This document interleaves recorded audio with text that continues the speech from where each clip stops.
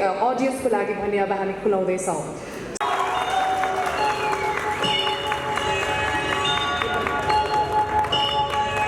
C4K बाट हामी reveal गरिरहेका छौँ रामायण र यसको युनिक कुरा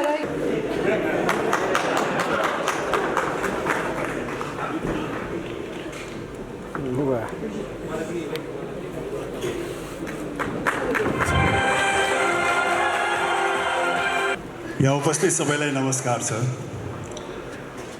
खुसी लागेको छ किनकि हामीले जब यो पहिलो सिजन को बन्छ करोडपति गऱ्यौँ त्यो विभिन्न चुनौतीका बावजुद पनि हाम्रो टिमले चाहिँ नि यो कार्यक्रम गर्ने जमर्को गर्यो। त्यो बेलामा धेरै कठिनाइहरू पनि थिए, धेरै चुनौतीहरू पनि थिए। यो इन्टरनेसनल फ्रेन्चाइज भएको कारणले गर्दाखेरि यसका धेरै मापदण्डहरू थिए जो चाहिँ नि खरो उत्रिन अत्यन्त नै जरुरी थियो। र पहिलो सिजन गरे पश्चात दोस्रो सिजन गर्न हामी सम्भव हुन्छौँ या हुँदैनौँ, फिजिबल हुन्छ हुँदैन, नेपाली वातावरणमा नेपाली जनसमुदायमा भन्नेमा पनि हामीमा कौतुकता थियो। त्यस कारणले पनि गर्दाखेरि केही समय लाग्यो सिजन 2 गर्दाखेरि। तर भनिन्छ नि देर आए दुरुस्त आए भने जस्तो अब सिजन 2 आउँदैछ। त्यो पनि नयाँ टेलिभिजन मार्फत आउँदैछ ग्यालेक्सी 4K। त्यसैले हामी असाध्यै उत्साहित छौँ, एक्साइटेड छौँ। मलाई पूर्ण विश्वास छ यो सिजन 2 सिजन 1 भन्दा अत्यन्तै नै भव्य, सभ्य र राम्रो हुनेछ, उत्कृष्ट हुनेछ। किनकि यसमा जो टिम लागि पर्नु भएको छ उहाँहरूमा पहिलो सिजनको अनुभव पनि छ। त्यो अनुभवले गर्दाखेरि अवश्य पनि सिजन 2 मा निखार आउनेछ। त्यसकारण म असाध्यै नै एक्साइटेड छु। को बन्छ करोडपति सिजन 2 को प्रतीक्षा गर्नुहोला। धन्यवाद।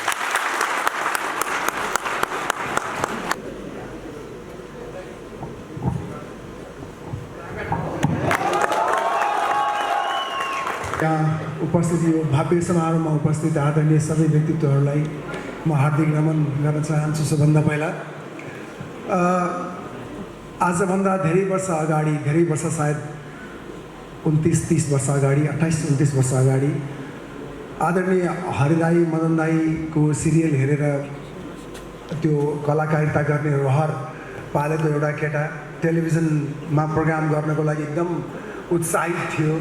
टेलिभिजनमा अनुहार देखाउन पाउँदाखेरि कति खुसी हुन्छु होला भन्ने एउटा कल्पना थियो। एउटा कल्पना बोकेर आएको एउटा केटालाई एउटा एकजना प्रोग्राममा असिस्टेन्ट गर्ने अथवा उहाँ पनि एकजना सङ्घर्ष गरेको एउटा केटाले आउनुहोस् तपाईँ एउटा टेलिभिजनमा एउटा रियालिटी सो छ त्यहाँ आफ्नो प्रतिभा देखाउनुहोस्, तपाईँ आफ्नो क्यारिकेचर प्रतिभा रहेछ त्यो देखाउनुहोस् भनेर त्यो केटाले मलाई लिएर गएको थियो टेलिभिजनमा।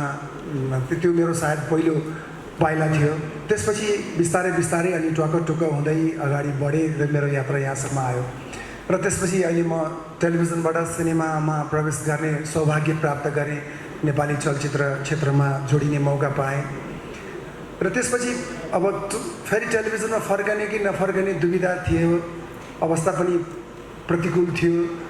त्योमा त्यस्तो बेलामा त्यति बेला सङ्घर्ष गरिरहेको केटो जुन आजको विशाल नाम छ रवि लामिछानेजी, मेरो मित्र,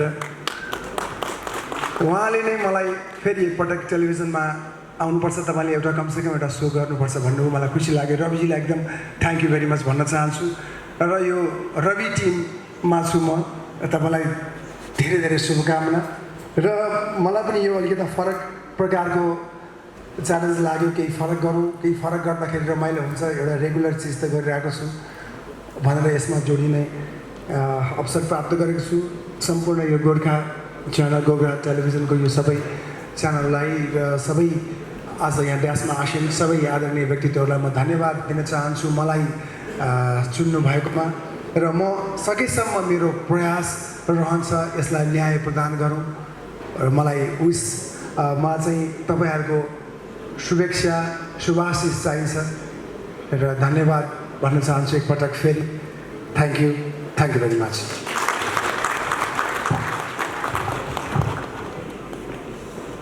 धेरै धेरै धन्यवाद दीपक राज गिरिज्यूलाई र congratulations and we wish you very good luck Crime Patrol निकै नै भिन्दै अवतारमा उहाँलाई हामीले अवश्य पनि देख्न सक्छौँ। प्रायः हामीले व्यङ्ग्य गरिराख्नु भएको अनि एकदमै चक्लेटी हिरो जसरी पनि देखिरहेका छौँ।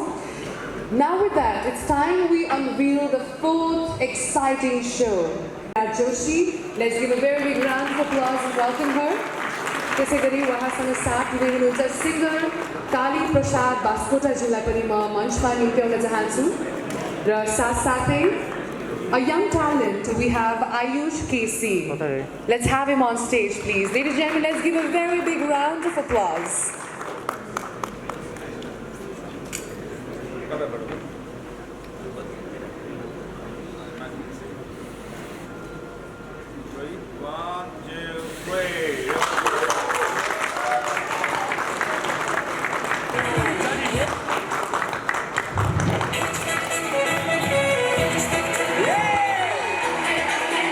उपस्थित सम्पूर्णमा एकदमै हृदयदेखि नै नमस्कार भन्न चाहन्छु। अलिकति रियालिटी सोको आफै एउटा पार्टिसिपेन्टबाट स्टार्ट गरेर अनि एज अ जज पनि केही अनुभव बटुलिसके पछाडि सारेगामाप लिएर आउँदैछौँ हामी। मलाई लाग्छ संसारमा तीनटा चिज नमन पराउने कोही पनि छैन। एउटा फुल, अर्को बालबालिका र अर्को गीत सङ्गीत। सो फुल जस्तो बच्चाहरूले गाएको गीतहरू सायद सबैले मन पराउनुहुन्छ होला, मैले आश गरेकी छु। Thank you. सरी यहाँ सबैले देखिरहनु नै भएको हो। हामीले first time singing reality show Nepal Idol सुरु गरेपछि त्यसका पनि थुप्रै चुनौतीहरू थिए, थुप्रै च्यालेन्जेसहरू थिए। तर यो 3 सिजन सक्दाखेरिको एउटा पाटो के भयो भने जसलाई हामीले जो त्यहाँ पार्टिसिपेट हुन आउनुभयो, जो त्यहाँ गाउनु भयो, उहाँहरू सबैजना हाम्रो साथी हुनुभयो। साथी हुनुभएको मतलब हामीसँगै टुर गर्नुहुन्छ, हामीसँगै गाउनुहुन्छ, हाम्रो गीतहरू गाउनुहुन्छ, अथवा कतिजनाहरू त हामीभन्दा निकै धेरै पपुलर हुनुहुन्छ, निकै धेरै व्यस्त हुनुहुन्छ। र अब हाम्रो साथी हुने पालो भएको छ यो जेनेरेसनसँग। त्यसको लागि हामी एक्साइटेड छौँ। यहाँ उपस्थित सम्पूर्ण अग्रज व्यक्तित्वहरूमा म बाल गायक आयुष केसीको तर्फबाट हार्दिक नमस्कार टक्राउन चाहन्छु। र सबैभन्दा अगाडि चाहिँ म एकदमै एक्साइटेड छु। किन चिजमा भन्दाखेरि चाहिँ यही सोसँग चाहिँ म इन्डियामा पनि म गएको थिएँ, यही सोमा सारेगामा लिटिल च्याम्प्स। र त्यहाँ पनि मैले थुप्रै अनुभव चाहिँ मैले बटुल्न पाएँ। र साथै साथ अहिले यही सोमा चाहिँ म एज अ परिवारको रूपमा चाहिँ म जुड्न सफल भएको छु। त्यसमा म एकदमै खुसी छु र यो पुरै इन्टायर टिमलाई म धेरै धन्यवाद टक्राउन चाहन्छु। सम्पूर्णलाई एकदमै धन्यवाद दिन चाहन्छु र आगामी दिनमा पनि मलाई यसै गरी नै मलाई प्लेटफर्म दिनुहुन्छ भन्ने म आशा गर्दै थ्याङ्क यू सो मच भन्न चाहन्छु। Thank you so much.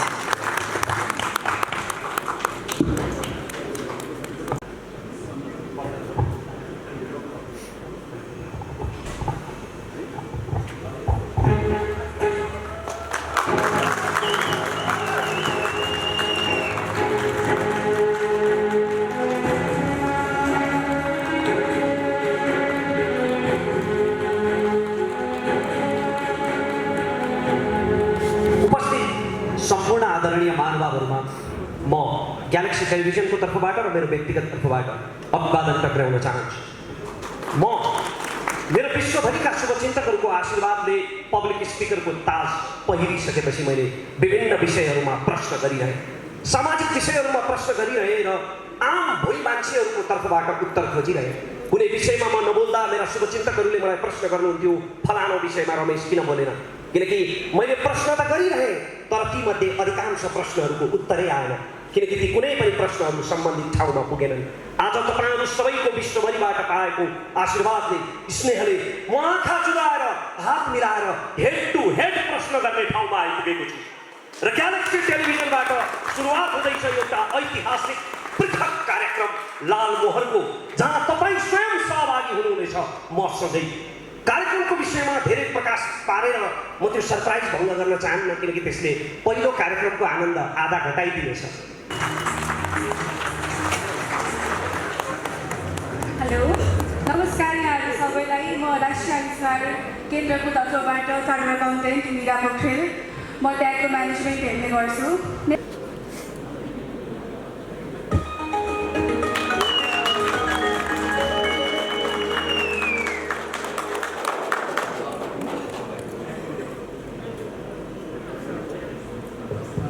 सबैजनालाई नमस्कार। तपाईँले यति राम्ररी हेरिरहनु भएको छ त्यहाँबाट, त्यसैले 2 लाइन उहाँहरूलाई डेडिकेट गरेर सुरु गर्न मन लाग्यो यसको बारेमा केही भन्नलाई।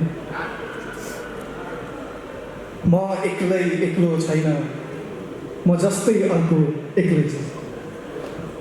म एक्लो छैन, म जस्तै अर्को एक्लै छ। दुईटा एक्लो सँगै हुनुको मजा पनि त बेग्लै छ। मेरो कहानी लेख्ने पनि एक्लै बसेर लेख्दैछ। मेरो कहानी लेख्ने पनि एक्लै बसेर लेख्दैछ। मलाई कसैले देखोस् नदेखोस्, देख्नुपर्नेले देख्दैछ। यो कार्यक्रम चाहिँ यस कार्यक्रमको बारेमा धेरै चाहिँ भन्दिनँ मैले, अघि रमेशजीले भने जस्तै धेरै कुरा रिभिल नगर्नु भनेर।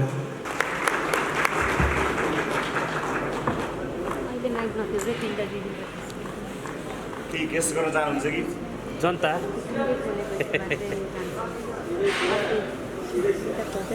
सीधा कुरा।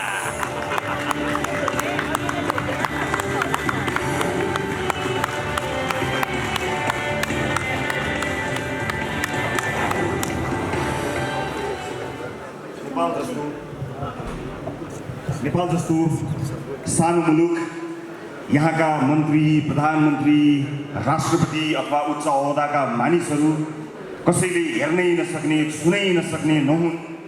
ठाउँ ठाउँमा भेट हुन्, तरकारी किन्दा भेट हुन्, बस चढ्दा भेट हुन्, मन्दिर जाँदा भेट हुन् भन्ने सोचेर देशका प्रधानमन्त्रीलाई राष्ट्रिय टेलिभिजनमा प्रत्यक्ष उपस्थित गराएर जनताको जनजीविकासँग सम्बन्धित प्रश्नहरू र त्यसको प्रत्यक्ष जवाफ दिने उद्देश्यले सीधा कुरा प्रधानमन्त्रीसँग भन्ने कार्यक्रमको अवधारणा निर्माण गरौँ, जसलाई स्वीकार गरेर सम्माननीय प्रधानमन्त्री केपी शर्मा ओली हरेक हप्ता त्यो कार्यक्रममा जनताको मुद्दामा जवाफ दिन उपस्थित भइदिनुभयो। त्यसरी शुभारम्भ भएको कार्यक्रम प्रधानमन्त्रीका लागि बनेको कार्यक्रम कुनै व्यक्तिका लागि बनेको थिएन। प्रधानमन्त्री परिवर्तन हुँदा पनि प्रधानमन्त्री जो आएका पनि जनताको मुद्दा समावेश होस् भनेर सुरु गरिएको कार्यक्रममा सरकार फेरिँदै गर्दा, प्रधानमन्त्री फेरिँदै गर्दा त्यो कार्यक्रम बन्द त भएन। कार्यक्रमका सबै चिज आए, म मात्र हटाइएँ। म त्यो चोटमा थिएँ, त्यो पीडामा थिएँ, तर जनताको त्यो मुद्दालाई भने निरन्तरता प्रदान गर्न सीधा कुरा प्रधानमन्त्री कार्यक्रम अरू कसैले चलाइदिए पनि सीधा कुरा जनतासँग भनेर त्यो सीधा प्रश्न सोध्ने, सीधा कुराकानी गर्ने सिलसिलालाई निरन्तरता प्रदान गरे र कार्यक्रम आम सर्वसाधारणको एउटा अत्यन्त महत्त्वपूर्ण मञ्च बन्यो। दुःखमा परेका, पीडामा परेका, हेपिएका, पिल्सिएका मानिसहरूले त्यो कार्यक्रमलाई आफ्नो मनमा सजाउनु भयो र उहाँहरूको आवाजलाई प्रस्तुत गरेर मैले अघि भने जस्तै हामीले एउटा नेपाली संसार माध्यममा हेडलाइन परिवर्तन गर्ने कोसिस र समर्पण गऱ्यौँ। तर समय र परिस्थिति सँगसँगै त्यो कार्यक्रम पनि अहिले म सञ्चालन गर्दिनँ। कार्यक्रम सञ्चालन भइरहेको छ सीधा कुरा जनतासँग। तर सीधा कुरा अब के त? अहिलेलाई मैले सीधा कुरा ... राखेको छु। एउटा कार्यक्रम कसले सञ्चालन गर्छ, कहाँ प्रसारण हुन्छ भन्ने कुराले मेरो लागि महत्त्व राख्दैन। आम सर्वसाधारणका मुद्दाहरू यदि जसले जहाँबाट पनि सञ्चालन त्यही ढङ्गमा गर्न सके र आम सर्वसाधारणका मुद्दाहरू सशक्त रूपमा प्रस्तुत हुन सके भने त्यो कार्यक्रम जहाँबाट सञ्चालन भए पनि त्यसबाट सबैभन्दा बढी सुख महसुस गर्ने मानिस मै हुनेछु। तर यदि त्यसले आम जनताको सर्वसाधारणको दुःख पीडा जसरी हामीले प्रस्तुत गरेका थियौँ त्यसरी प्रस्तुत गर्न सकेनछ भने त्यसको सुरुवातकर्ताको हैसियतले मैले त्यस कार्यक्रमतर्फ हेर्नै पर्ने हुन्छ। म प्रतीक्षारत छु। मलाई विश्वास छ चलिरहेको कार्यक्रम कुनै एउटा मानिसले अथवा कुनै एउटा संस्थाले चलाउने कार्यक्रम मात्र हुने छैन। आम सर्वसाधारणको गुनासोको सही समाधान हुने कार्यक्रम हुनेछ।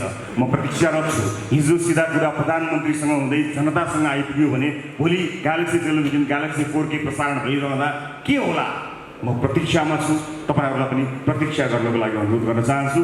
तर भनिन्छ नि ओरिजिनल कार्यक्रम नै नरहने हो भने अन्य डुप्लिकेट कार्यक्रमहरूको मात्र बिक्री भइरह्यो र ती डुप्लिकेट कार्यक्रमहरूले पनि आम सर्वसाधारण जुन उद्देश्यका लागि सुरु भएको थियो त्यो परिपूर्ति हुन सकेन भने यसको सुरुवात गर्दा र यसको क्रिएटर कहाँ चुप लागेर बस्छ र म प्रतीक्षारत छु। सिधा कुरा प्रतीक्षा गर्नुहोला।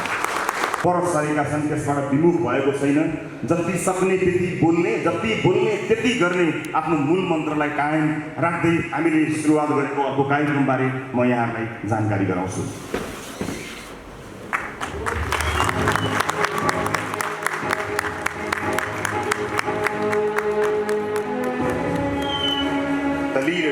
क्षमतावान मान्छेहरूलाई स्वदेश तथा विदेशबाट बोलाएर राष्ट्रिय राजनीतिमा भएका कमी कमजोरीहरू सम्भवतः राजनीतिज्ञहरूलाई पनि राजनीति सिकाउन सक्ने क्षमतावान मान्छेहरूको खोजी गरेर लिडरहरूको खोजी गर्ने कार्यक्रमको उद्घोष गरेका थियौँ। अडिसनमा जानु 4 दिन अगाडि नै सबै बन्द भयो। कोरोना कहरमा देश गयो र हामीले त्यो कार्यक्रमको अडिसनलाई रोक्नु पर्यो।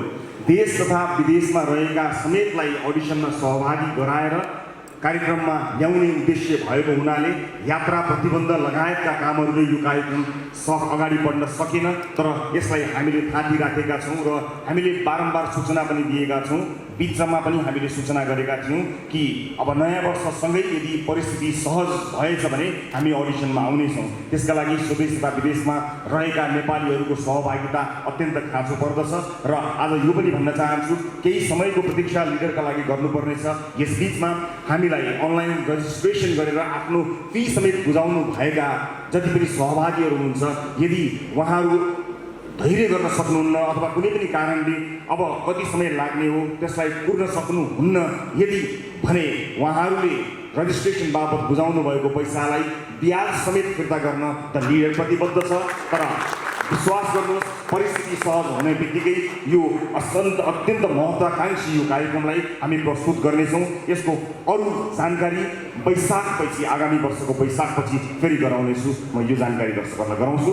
र त्यसबीचमा ग्यालेक्सी 4K प्रसारणमा आउनुभन्दा पूर्व सुझाव बस्ने सोच बनाएको थिएँ, तर धेरै दर्शक महानुभावहरूले यो बिचमा काहीँ न काहीँ कतै न कतै टेलिभिजनमा प्रस्तुत हुनुभन्दा पहिला पनि केही जोडियौँ भन्ने धेरैको सुझाव आएको हुनाले म यो बिचमा सिधा कुराको प्रतीक्षा गरुन्जेल केही गर्ने विचार गरेको छु। केही दिनपछि नै यसको विस्तृत जानकारी गराउँछु र अब सिधा कुराको प्रतीक्षा गरुन्जेल कामका कुरा।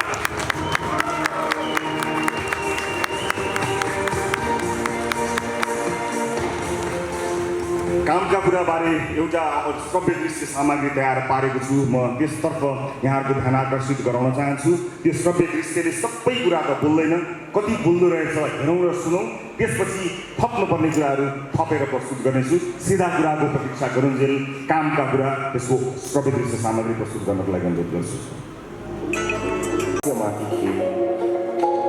बालबालिकाको शिक्षामाथि के लाखौँ युवाहरूको भविष्यमाथि के गरिबको कासमै के तर जिउने छानो भएको पास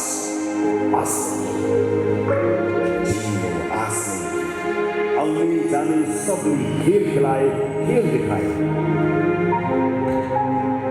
तर पर्खनुहोस् एउटा खेल म पनि खेलाउँछु। एउटा यस्तो खेल जहाँ कसैले हारे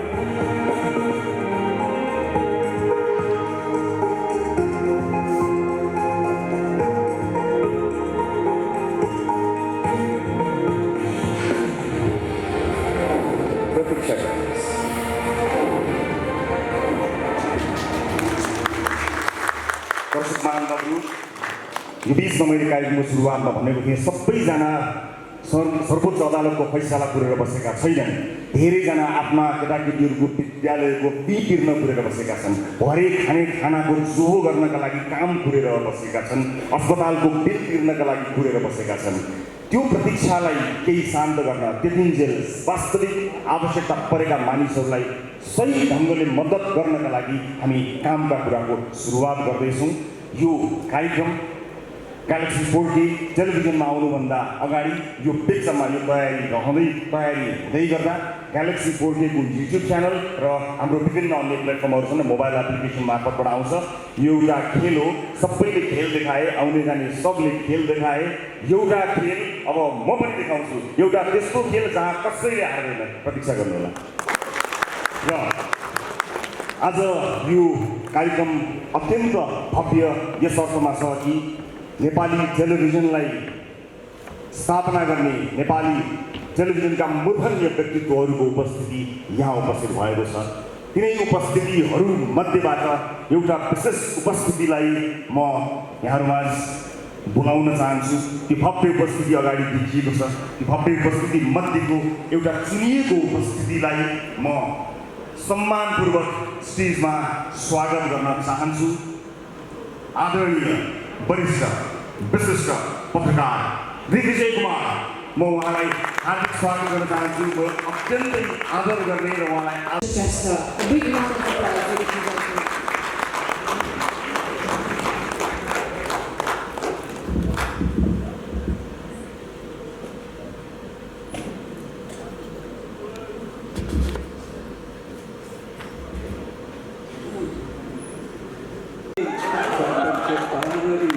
कसोरी मलमलको कौशीमा बसी तिमीले हेर्दा मन मेरो हलचल हो।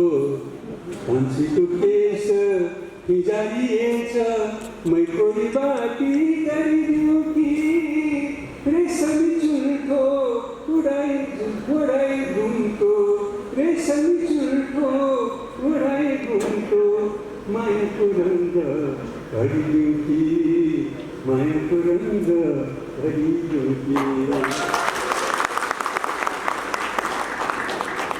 सबै दाजुभाइ दिदीहरूलाई, सबै नेपालीहरूलाई मायाको रङ भर्दै जान्छु। रविराम चाहिँ धेरै धेरै बधाई छ। नयाँ सुरुवात गरिरहेको छ। ग्यालेक्सी टेलिभिजनको लागि च्यानलको लागि शुभकामना बधाई दिन चाहन्छु। रविरामसँग विषयमा खासै भन्नुपर्ने कुरा केही पनि छैन, सबैले थाहा छ। अब भन्नु खालि सबै त्यसकालमा त खास भन्ने कुरा केही पनि छैन। उहाँले जर्नलिजममा लागेर जर्नलिस्ट भएर यस्तो काम के गर्नु हो भने अरूले हामी खालि जेसो जस्तो चाहिँ भन्ने समाचारहरू भनिदिने, उहाँ चाहिँ ल कार्य सिद्ध गर्ने मान्छे तानेर ल्याएर उसले कार्य गर्नु पनि लाग्यो। जसलाई दुःख भएको उसलाई आवाज बोल्दै मात्रै होइन, सिनपान गर्ने गर्नुभयो, एक्स्ट्रा काम गर्नुभएको। त्यसको लागि रविलाल चाहिँ छुट्टै नाम भएको छ देशमा। यो काममा निरन्तर गरिदिनु होला। अरू खासै भन्ने केही छैन। काम रोकेर आएको कि काम रोकेर सुटिङ भइरहेको त्यो रोकेर यो एकदम बिहान यहाँ आएको छोटो मात्र पर्छ। केही त्यो गरेर फेरि सबैलाई नमस्कार, सबैलाई धेरै माया दिन चाहन्छु। श्री मदन कृष्ण श्रेष्ठी र आजको प्रोग्रामको मुख्य अतिथि श्री हरिवंश साधन थियो। किनकि हामीले नरेन्द्र सुधार लाग्छ अरू कसैले लगाएको छैन। यो राष्ट्रिय प्रसारको काम गर्दाखेरि हामीले आफ्नै मुख्य अतिथि भन्नु मिल्ने भयो भने भने हो। हामी एउटा सुटिङको कार्यक्रम रोकेर आएको हो, त्यसैले अलिकति हतार भइरहेको थियो। मन खोल्दा थियो त्यहाँ लिमिट कुदिरहेको छ। र यो ग्यालेक्सी टेलिभिजनको सुरुवात हो आज। जहाँ पहुँचे नहीं पहुँचे रवि वहाँ पहुँचे कवि भन्थे होइन। अब जहाँ नहीं पहुँचे कवि त्यहाँ पहुँचे रवि। रविले आफ्नो एउटा भिन्दै आफ्नो रवि बनाइसकेको छ र रवि सूर्य जहाँ पनि पुग्छ, उज्यालो देखाउनलाई रवि जहाँ पनि पुग्छ। र रविसँग जोडिएको यो ग्यालेक्सी टेलिभिजनले पनि सूर्य जहाँ पुग्छ त्यतै पुगेर सक्छ जस्तो मलाई लागिरहेको छ।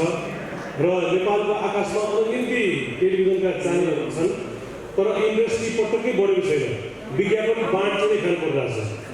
जुन देशमा इन्डस्ट्रीको डेभलप हुन्छ त्यो देशमा इन्डस्ट्री भनेको हाम्रो देशको सडक बाटो हेर्नु थाहा हुन्छ, राजमार्ग हेर्नु थाहा हुन्छ। देब्रेतिर जहिले पनि भाँसेको हुन्छ, दाहिनेतिर उठेको हुन्छ।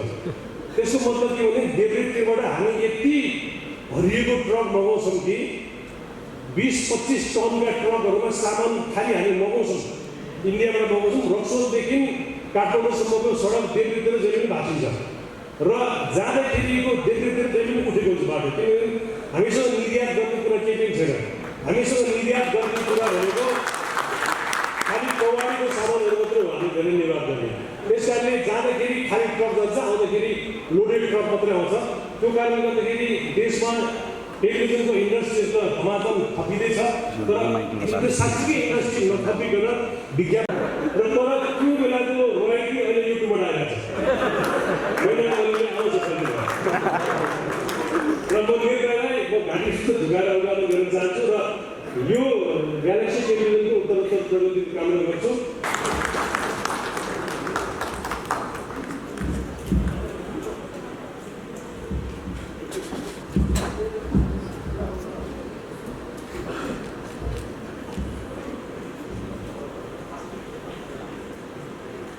यो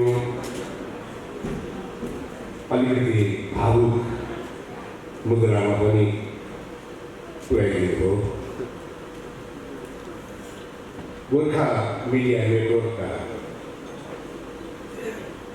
प्रमुख जिम्मेवारी वहन गर्नुहुने विशिष्ट व्यक्तित्वहरू, आजको समारोहका नायक, अद्वितीय प्रतिभाशाली र थुप्रै आयामबाट मैले उहाँलाई ल्याउने मौका पाएको छु।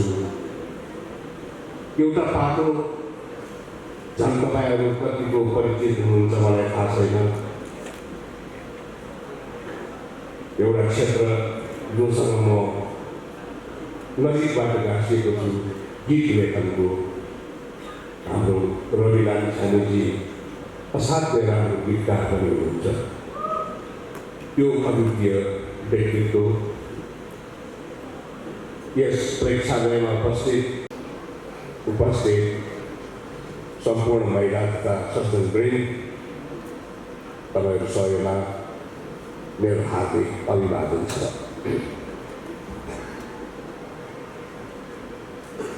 दुईटा कुरोको खोजीले मानिसको जीवनमा उसको विगतलाई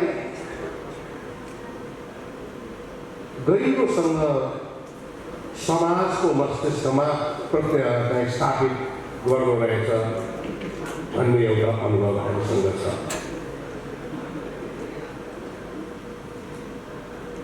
विजय कुमारजी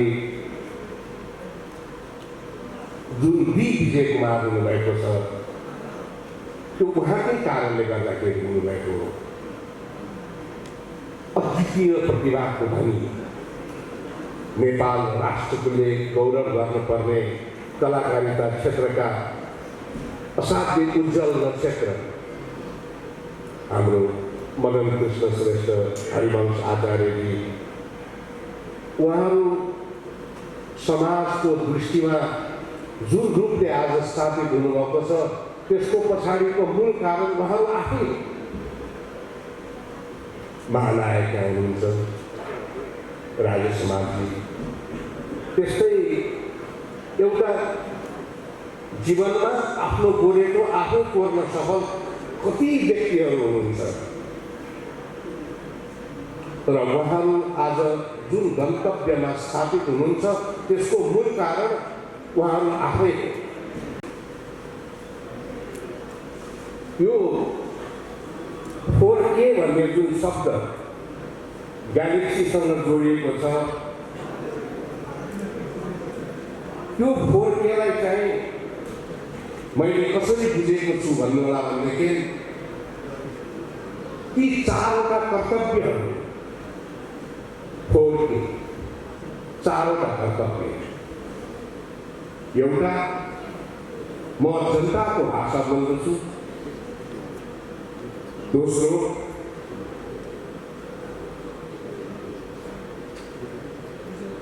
म जनताका लागि बोल्दछु। तेस्रो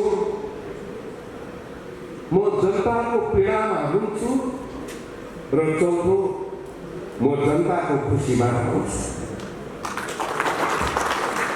यो चारवटा क्रियालाई आफ्नो मूल कर्मको आधारशिला बनाउन सक्नुभयो भनेदेखि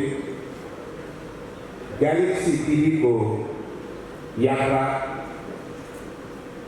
अरू थुप्रै सञ्चार माध्यमका यात्राहरूभन्दा भिन्न हुन सक्छ। एउटा कुरा यहाँहरूलाई